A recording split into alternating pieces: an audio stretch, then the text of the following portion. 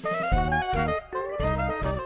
afternoon, welcome to the Olivia Show. Today we will be talking with Mary Shelley, author of the bestseller, Frankenstein. It's been out for 100 years, it's literally so old. I found cobwebs in it, but high school students are still reading it today. For fun. And here with us today, she's going to talk about her new book out next week. Please welcome Mary Shelley. Hi, Mary Shelley. How are you doing today? To be here. Yes. So tell us about your cookbook. Oh, it's a pleasure. It's out and there's recipes for little cakes. Little cakes? Yes, and it's time to go inside here. I'll show you. Oh wait, please, no, please, come inside. Oh, No, come on. No, come inside. Come on. Okay, we're going inside. Welcome to my crib.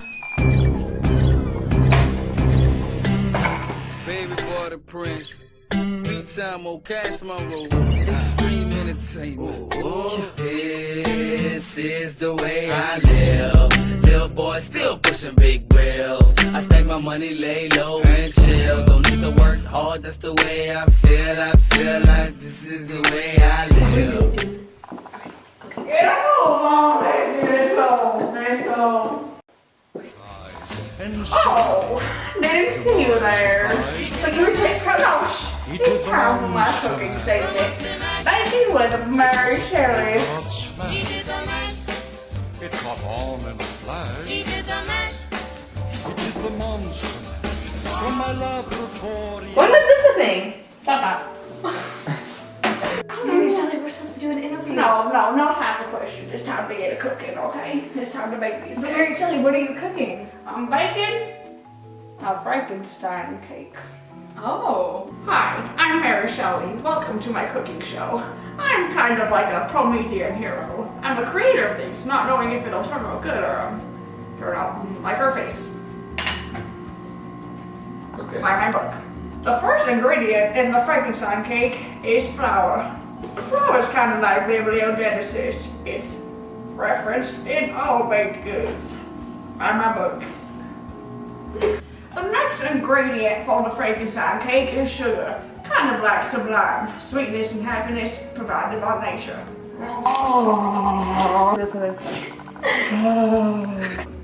Remember in Frankenstein when Victor found happiness and peace in nature? It's just like sugar. The next ingredient in the Frankenstein cake is baking soda or like copper sulfate. They both look the same but act differently while baked. Kind of like a doppelganger. Oh, like Victor and his monster in Frankenstein? Exactly. Oh, okay. So, which one was it? The chemical or the baking soda? I don't know, but we're about to find out. The next is the fridge. Oh yeah, the fridge represents snow and ice imagery. In Frankenstein, the Arctic landscape represents coldness, hopeless, emptiness. Kind of like your love life. Milk. Back to baking. The next ingredient is milk, which represents parents and orphans. Parents provide nourishment for their children, like milk.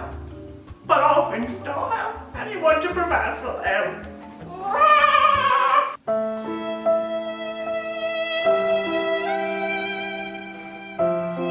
Buy my book! In Frankenstein, Victor leaves the monster all by himself, orphaning him, causing him to fend for himself. Oh, Mary Shelley! The next ingredient is the egg, which is kind of like a frame story because there are multiple things within it, and a frame story is a story with multiple stories within it. Kind of like in Frankenstein when there are the stories of Walton's Leonard, the monster, and Victor. Here we have the eggshell, which is like the outer layer, which is also like the main story, and the egg yolk and the egg white, which is like the stories within. Mary Shelley, you got all the eggshell in there. That's the point! And why do you have a Christmas apron on? It's always Christmas with Mary Shelley. Mary Shelley, what are you doing? It's good for the hair, don't worry. The next ingredient is vanilla, which represents morning in Frankenstein. Just like vanilla fills the air in the battle with its beautiful flavor, mourning filled the heart of Victor after his family was ripped from their lives. The next ingredient is butter, which represents isolation. Just like in Frankenstein, when the monster was isolated from society because no one accepted him. Butter is isolated when it's ripped from all its family and friends and cubed and wrapped in tin foil, and everything it's ever known doesn't even matter. Screw you, corporate America! Back my book. As I am running out of ideas for ingredients to represent things in my book, this ghost ectoplasm here represents supernatural, which is the biggest theme in Frankenstein, because things happen that wouldn't normally happen in real life. Mary Shelley, that's salsa. It's ghost ectoplasm. That's disgusting. That's what your mom thinks about your face. Oh, you need some ice for that? Our lovely assistant, come in. I'm good. Thank you.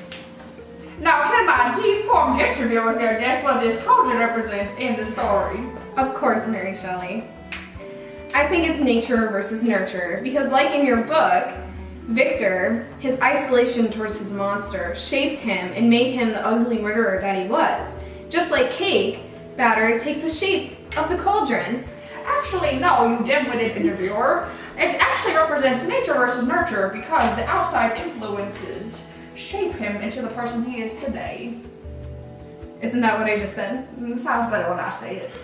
Now, of course, once the cake is done, we're going to put icing all over it and entrap the cake, just as in Frankenstein. Victor's fear entraps him. Last but certainly not least, is this oven here represent terror versus horror. Oh, you mean like terror when Victor was terrified of his monster in the book after he created him because he didn't know where he was in his house or the world? And horror, like the horrifying images of the monster's face when he would go up to people and they were horrified of his face? Exactly, dim-witted interviewer. You finally got something right. Okay.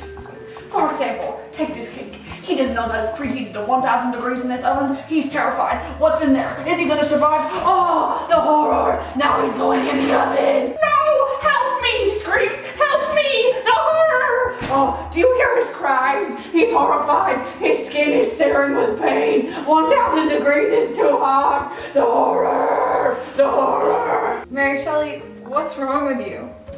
Why are you asking so many questions? What is this, an interview? It was supposed to be an interview. Oh, well, buy my book.